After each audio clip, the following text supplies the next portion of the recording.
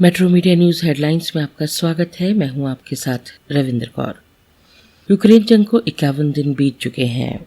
Bucha नरसंहार के बाद एक बार फिर यूक्रेन में एक बड़ा नरसंहार सामने आया है। यूक्रेन की पुलिस ने शुक्रवार को दावा किया कि रूसी सेना के लौटने के बाद कीव के आसपास के क्षेत्रों में 900 नागरिकों के शव बरामद हुए। इन सभी नागरिकों की गोली मारकर हत्या की गई थी। शवों को फोरेंसिक जांच के लिए भेजा गया है। काला सागर में तैनात रूसी युद्धपोत मोस्कोवा के तबाह होने के बाद रूस ने जवाबी हमला करते हुए यूक्रेन के नेपच्यून मिसाइल केंद्र पर हमला कर उसे तबाह कर दिया है।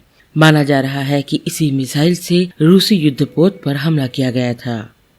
प्रधानमंत्री नरेंद्र मोदी ने शुक्रवार को कहा कि बेहतर स्वास्थ्य सुविधाएं केवल बीमारियों के इलाज तक ही सीमित नहीं हैं, वे सामाजिक न्याय को भी प्रोत्साहित करती हैं। मोदी गुजरात के भुज में के पटेल सुपर स्पेशलिटी अस्पताल को वर्चुअल तरीके से राष्ट्र को समर्पित करने के बाद बोल रहे थे। उन्होंने कहा, जब गरीबों को सस्ता और सबसे अच्छा इलाज उपलब्ध होता है तो व्यवस्था में उनका विश्वास मजबूत होता है। अगर उन्हें इलाज के खर्च की चिंता से मुक्ति मिलती है तो वो अधिक दृढ़ संकल्प के साथ गरीबी से बाहर निकलने के लिए कड़ी मेहनत करते हैं।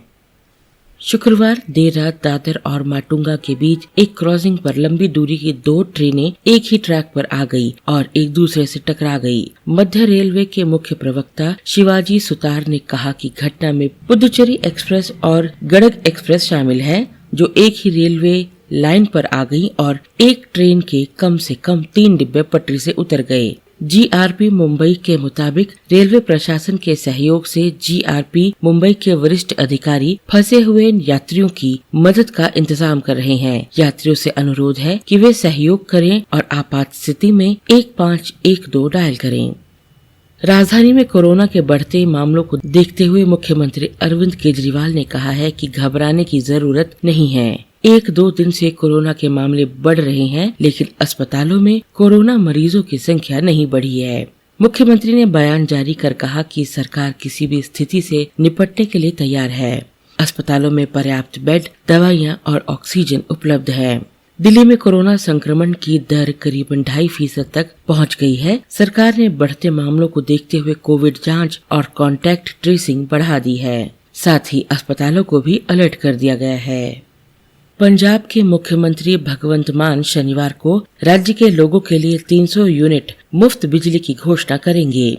1 जुलाई से पंजाब के लोगों को 300 यूनिट मुफ्त बिजली मिलने लगेगी। आप सरकार का 1 महीना पूरा होने पर सीएम मान आज इसकी घोषणा करने वाले हैं। भगवंत मान के नेतृत्व वाली आप सरकार शनिवार को ही अपने शासन का 1 महीना पूरा करेगी। जम्मू एवं कश्मीर के बारामूला जिले में शुक्रवार को आतंकवादियों ने भाजपा से जुड़े एक गांव के सरपंच की हत्या कर दी। पुलिस ने ये जानकारी दी। पुलिस सूत्रों के अनुसार मंसूर अहमद बांगरू की शुक्रवार शाम पट्टन तहसील के गौशबुक गाँव में एक सेब के बाग में आतंकवादियों ने गोली मारकर हत्या कर दी। घटना के बाद सुरक्षा बलों ने दहशतगर्दों की तलाश में पूरे इलाके को घेर कर तलाशी अभियान छेड़ दिया। पुलिस ने हमलावरों के बारे में कुछ सुराग लगने का दावा किया है।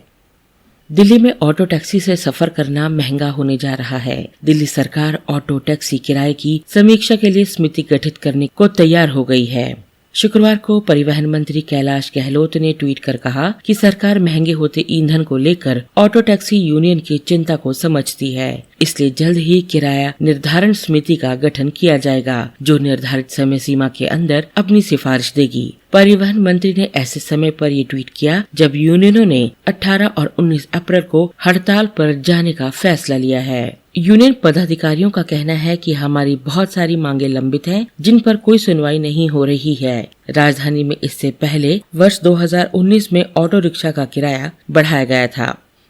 ब्रिबॉर्न स्टेडियम में यहां खेले गए मुकाबले में कोलकाता नाइट राइडर्स के खिलाफ सनराइजर्स हैदराबाद ने 7 विकेट से मैच अपने नाम कर लिया। गौरतलब है कि हैदराबाद की तरफ से राहुल त्रिपाठी ने सर्वाधिक 71 रन बनाए, तो वहीं एडन मार्करम ने 67 रन बनाकर नाबाद रहे, जो मैच को अंत तक ले गए। उल्लेखनीय है कि दोनों के बीच तीसरे विकेट के लिए 94 रन की साझेदारी हुई। केकेआर ने 8 विकेट खोकर 175 रन बनाए थे। इस जीत के साथ हैदराबाद ने आईपीएल में ये तीसरी जीत हासिल की है। इन खबरों को विस्तार से पढ़ने के लिए आप लॉगिन कर सकते हैं www.metromedialive.com पर। धन्यवाद।